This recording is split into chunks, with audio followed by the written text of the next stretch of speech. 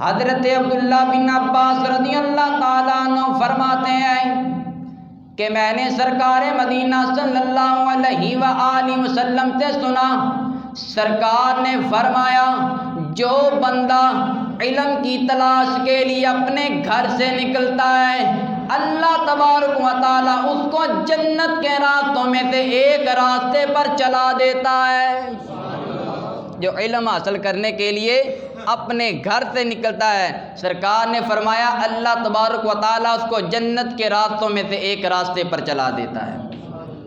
جو بندہ علم کی تلاش کے لیے اپنے گھر سے نکلتا ہے، اللہ تبارک و تعالیٰ اس کو جنت کے راستوں میں سے ایک راستے پر چلا دیتا ہے۔ پھر جب وہ علم حاصل کرنا شروع کر دیتا ہے، طالب علم بن جاتا ہے، سرکار نے فرمایا پھر اس طالب علم کے لیے خوشخبری یہ ہے کہ اللہ کے فرشتے اس کے لیے اپنے بازوؤں کو بچھا دیتے ہیں، اس کے لیے اپنے بازوؤں کو بچھا دیتے ہیں۔ پھر اس عالم دین کا کیا مقام اور مرتبہ ہے؟ سرکار مدینہ صلی اللہ علیہ وآلہ وسلم نے فرمایا اس دین کا علم حاصل کرنے والے کے لیے آسمانوں اور زمین کی ہر شے اس کے لیے بخشش طلب کرتی ہے۔ اس کے لیے کیا طلب کرتی ہے؟ بخشش طلب کرتی ہے، یہاں تک کہ جو دریا کے اندر مچھلیاں ہیں وہ مچھلیاں اپنی زبان حال سے اس عالم دین کے لیے، اس دین کا علم حاصل کرنے والے کے لیے مغفرت کی دعا طلب کرتی ہیں۔ وہ بندہ جو عالم دین ہے، جس نے دین کا علم حاصل کیا، اس کے لیے دریا کی مچھلیاں اپنے منہ سے بول بول کر دعا کرتی ہیں۔ پھر اس کے بعد سرکار مدینہ صلی اللہ علیہ وآلہ وسلم نے کیا فرمایا؟ سرکار مدینہ صلی اللہ علیہ وآلہ وسلم نے فرمایا ایک دین کا علم رکھنے والا آدمی ایک عابد پر ایسے ہے جیسے 14ویں رات کے چاند کا مقام اور فضیلت اور مرتبہ ستاروں پر ہے۔ جیسے 14ویں رات کا جو چاند ہوتا ہے، جب وہ طلوع ہوتا ہے تو پوری رات روشن کر دیتا ہے، لیکن جو ستارے ہیں ان سے پوری رات روشن نہیں ہوتی۔ یعنی عالم دین کو اس 14ویں رات کے چاند کے ساتھ تشبیہ دی گئی ہے، اور ایک مقام پر اس عالم دین کو 14ویں رات کے ساتھ تشبیہ دی جانے کی وجہ ایک اور بھی ہے کہ جو عالم دین کو علم عطا کیا جاتا ہے، یہ جو اس کو نور علم ملتا ہے، یہ سرکار مدینہ صلی اللہ علیہ وآلہ وسلم سے ملتا ہے۔ پھر نبی کریم علیہ الصلوۃ والسلام تو وہ علم کے آفتاب ہیں۔ صحابہ کرام رضوان اللہ مجمعین فرماتے ہیں کہ جس وقت ہم سرکار مدینہ صلی اللہ علیہ وآلہ وسلم کے پیچھے نماز پڑھا کرتے تھے، جب سرکار اپنا رخ انور دائیں سائڈ پر کرتے تو دائیں دیوار روشن ہو جاتی، دائیں دیوار روشن ہو جاتی۔ اگر اپنا رخ بائیں سائڈ پر کرتے تو بائیں دیوار روشن ہو جاتی، اگر اپنا رخ سامنے کرتے تو سامنے والی دیوار روشن ہو جاتی۔ اگر آقا کریم علیہ الصلوۃ والسلام گفتگو فرماتے تو آپ کے دندان مبارک سے نور کی تجلیاں نکلتی۔ آئیں اب اس کی بات سنیں جو اپنے گھر سے علم کی تلاش میں نکلا، جن کا نام ہے حضرت سعد الدین۔ ایک لڑکا ہے سعد الدین، ایک بچہ اپنے گھر سے نکلا علم دین حاصل کرنے کے لیے۔ آج کے طلباء کو بھی میرا پیغام ہے کہ جو پریشان ہو جاتے ہیں ہمیں سبق نہیں یاد ہوتا، ہم نے نہیں پڑھنا، آج ان کے لیے بھی میرا پیغام ہے کہ دیکھیں جنہوں نے ذوق اور شوق کے ساتھ دین کا علم حاصل کیا پھر ان کو ملا کیا ہے،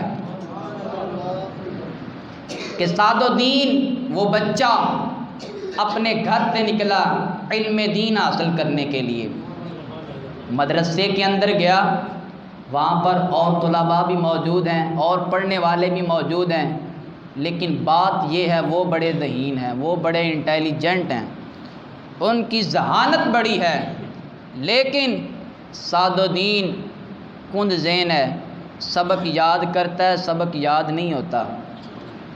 سبق یاد کرتا ہے لیکن سبق یاد نہیں ہوتا۔ ہر روز استاد محترم ڈانٹتے ہیں کہ اے سعد الدین تم سبق کیوں نہیں یاد کرتے، تم سبق کیوں نہیں یاد کرتے۔ آؤ سنو اس بچے کا کمال، اور وہ جو بچہ اس کا دین کے ساتھ محبت اور والہانہ پیار اور شوق اور جذبہ دیکھیے کہ استاد ہر روز ڈانٹتے ہیں۔ ایک رات ہوئی، ساری رات پڑھتے رہے، ساری رات وہ بچہ پڑھتا رہا، حدیث رسول یاد کرتا رہا، لیکن صبح جب کلاس میں آیا تو پھر بھول گئی۔ صبح جب کلاس میں آیا تو پھر بھول گئی۔ سارے طالب جو اس کے کلاس فیلوں اس کے مذاق بناتے ہیں، اس کی طرف دیکھتے ہیں، بلکہ استاد محترم جب کسی کند دین کی مثال دینی ہوتی تو کہتے سعد الدین جیسا کند دین نہ ہو، سعد الدین جیسا بے وقوف نہ ہو، سعد الدین جیسا پاگل نہ ہو۔ ایک رات گزری، دوسری رات، پھر سبق یاد کرتے کرتے گزر گئی، لیکن جب صبح ہوئی پھر کلاس کے اندر آئے تو پھر سبق بھول گیا، پھر سبق بھول گیا۔ بڑے پریشان کہ یہ کیا بات ہے، سارے بچے سبق یاد کرتے ہیں لیکن مجھے سبق یاد نہیں ہوتا۔ تیسری رات آ گئی، تیسری رات آئی، تیسری رات وہ بچہ سعد الدین اپنے رب کی بارگاہ کے اندر سربہ سجود ہو جاتا ہے۔ یا رب العالمین، میں سبق یاد کرتا ہوں، مجھے سبق یاد نہیں ہوتا، میں ساری رات پڑھتا ہوں، پڑھتا رہتا ہوں، لیکن صبح جب کلاس میں سنانے لگتا ہوں مجھے سبق بھول جاتا ہے۔ جب اس نے رب کی بارگاہ کے اندر سربہ سجود ہونے کے بعد پھر حدیث رسول یاد کرنا شروع کر دی، پھر قرآن پڑھنا شروع کر دیا، پھر اس نے اپنا سبق یاد کرنا شروع کر دیا۔ سبق یاد کرتے کرتے دروازے پر دستک ہوتی ہے، دروازے پر دستک ہوئی، اے سعد الدین باہر آ، چلو آؤ سیر کرنے چلتے ہیں، آؤ سیر کرنے چلتے ہیں۔ سعد الدین کہنے لگا میں یہاں کوئی سیر کرنے نہیں آیا، میں تو دین کا علم حاصل کرنے کے لیے آیا ہوں۔ پھر دروازے پر دستک ہوتی ہے، آؤ سعد الدین سیر کرنے چلتے ہیں۔ سعد الدین آگے سے یہی جواب دیتا ہے کہ میں یہاں پر دین کا علم حاصل کرنے کے لیے آیا ہوں، میں سیر کرنے کے لیے نہیں آیا۔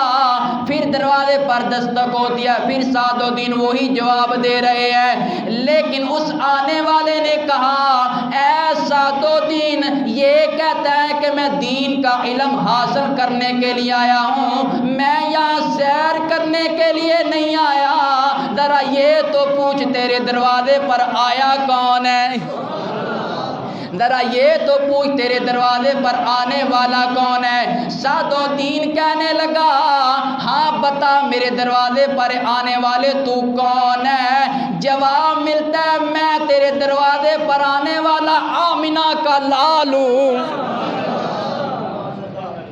بہت کم آواز میں سبحان اللہ کی طرف بابا دے بولو، میں تیرے دروازے پر آنے والا آمنہ کا لال ہوں۔ سرکار مدینہ صلی اللہ علیہ وآلہ وسلم یثرب کو مدینہ بنانے والے، حلیمہ کی ککھوں کی کلی کو عرش کا دینہ بنانے والے حضور پرنور شفیع امت جناب محمد مصطفیٰ صلی اللہ علیہ وآلہ وسلم اس کے دروازے پر آئے۔ جب اس نے یہ سنا کہ میرا لال میں آمنہ کا لال آ گیا ہے، یہ کائنات کا مالک آ گیا ہے، سرکار مدینہ صلی اللہ علیہ وآلہ وسلم تشریف لے آئے ہیں، تو وہ جلدی کے ساتھ دروازے پر جاتا ہے۔ دروازے پر دیکھا سرکار مدینہ صلی اللہ علیہ وآلہ وسلم سامنے کھڑے ہوئے ہیں۔ سرکار نے فرمایا اے سعد الدین کیوں پریشان ہے، کس وجہ نے تمہیں پریشان کر دیا ہے؟ وہ کہنے لگا اس وجہ نے پریشان کر دیا،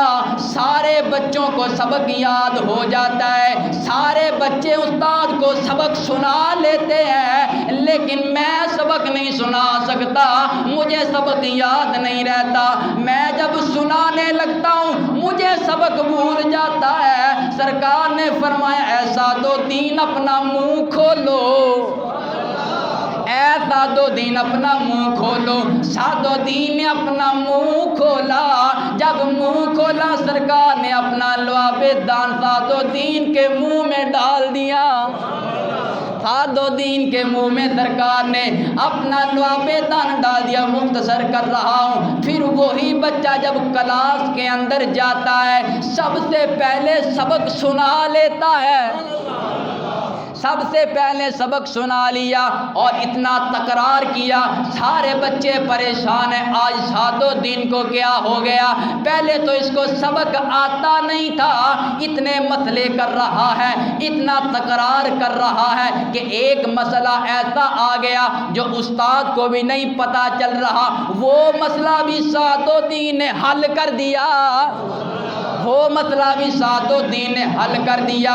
استاد نے کتاب بند کی، کتاب بند کرنے کے بعد کہا اے سعد الدین بتا کل تیری کیا حالت تھی، آج تیری کیا حالت بن گئی ہے، اس کی وجہ کیا ہے؟ وہ سعد الدین کہنے لگا اس کی وجہ اور نہیں اور نہ یہاں پر بتانے والی ہے۔ استاد محترم نے کتابیں بند کی، اس بچے کو ساتھ لیا اور کہا بتا یہ وجہ کیا ہے، یہ معاملہ کیا ہے، مجھے سمجھ نہیں آئی۔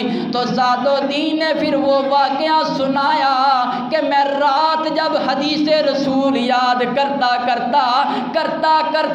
میرے دروازے پر دستک ہوئی، جس کی حدیث یاد کر رہا تھا وہ خود آ گیا، جس کی حدیث یاد کر رہا تھا وہ خود میرے دروازے پر آ گیا۔ اس نے آ کر مجھے پوچھا کس لیے پریشان ہے، تو اس نے میرے منہ کے اندر اپنا لعاب دہن ڈالا ہے، جس کی وجہ سے آج میں نے سبق سب سے پہلے سنا دیا، آج میں نے بڑے بڑے مسائل کو حل کر دیا، آج میں نے بڑے بڑے مسائل کو حل کر دیا۔